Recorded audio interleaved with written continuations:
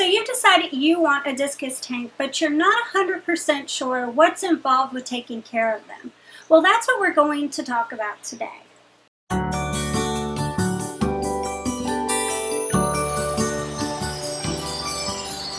Have you joined the new Tank Talk Facebook group yet? If you haven't, what are you waiting for? The link is at the top of the description. Go check it out.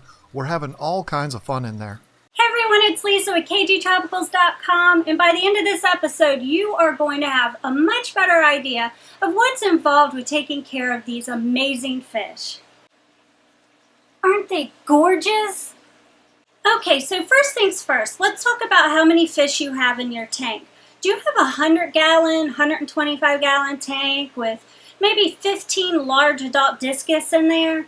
And let's say maybe you have 15 or 20 tetras, or some rams, or maybe a few cory cats, in addition to these large discus. Well, you're going to have a lot more work to do to this tank versus having 8 adult discus. That's going to, I'm not saying you don't have to do as much work, I'm just saying it's going to contribute to how much work you have to do. More fish, more water changes. More feeding, more water changes. So when you have more fish, you're obviously going to feed them more. You're going to put more food in there. So your tank has to work a lot harder. So I'm going to keep this as simple as I possibly can. The more fish you have in your tank, the more you're going to feed them. So the more you feed them, the more waste they're going to produce, which means you have more work to do in keeping their water clean. Let's just say the exact same tank only has 8 or 10 adult discus in it.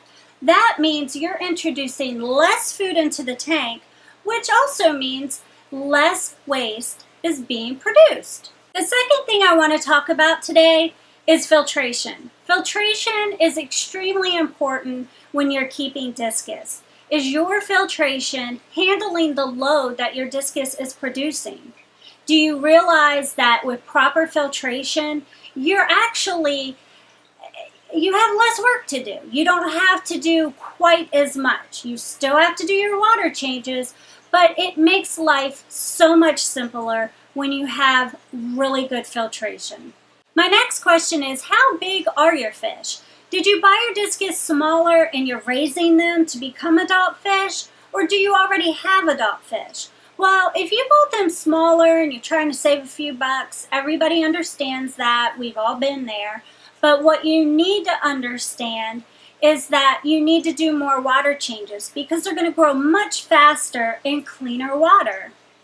The last question I'm going to ask you today is, how much are you feeding your fish? Like I said in my previous episode, if you're one of those people that walk by your tank and throw food in it every single time you see your discus, you're doing more harm than you are good. The more food you put in there and the more you feed them, the more waste that's being produced into the tank, and that's more work for you. I'm just going to give you an idea of what I do. This doesn't mean you have to do it. It doesn't mean you're a bad person if you don't do it. And if you do more than good for you, you're an awesome fish keeper. But what I do myself is I do 25% water change twice a week. And I also feed my fish 3 times a day. I have 12 adult discus and no other fish in there except for them. And my fish are happy. They're thriving, they're beautiful, they're growing, and they are breeding nonstop. I'm actually overwhelmed with how much they're breeding, and I know they're happy. So I'm just giving you a baseline of what I do, 25% water change twice a week, and that means actually get down in there and siphon in the gravel, clean the tank. And you know what? Your fish are going to be happy. But if you don't do that or you do more, it doesn't mean that I'm a better person than you are. No matter what the circumstances are with your tank, you can expect that you're going to do a little bit more work with the discus tank than you would if you had smaller community fish. But in the long run, it's so worth it. These gorgeous, beautiful, amazing fish will reward you in every way. Every single time you go up to that tank, they are going to greet you. They are going to be like your little puppies that come to the door and greet you and jump all over you and lick you every time they see you walk through that door. Well, that's how these fish make me feel every time I go up to the tank. They come up to me and they greet me and they just make me so happy. So what little I feel like I do for them, I get 10 times more in return from them. Look how happy my discus are. I mean, they are so happy. I take great care of them, and they reward me every single time I come home. Okay, so I want to hear from you more experienced discus keepers. I want you to share in the comments section below what you do as far as maintaining your discus tank. Why don't you share your maintenance schedule and how you take care of your tank with everybody else? Let's grow together. Let's get more people involved, and let's help each other out. Because there are people out there that really want a discus tank, but they're scared to get one because they think it's too hard. So let's work together and get more people involved.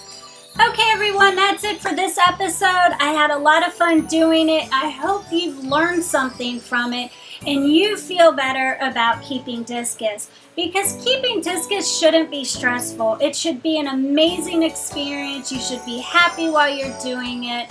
And you know what? We can do this together. So if you haven't subscribed yet, click that red button and subscribe, and you will get notifications every time I put a new episode out.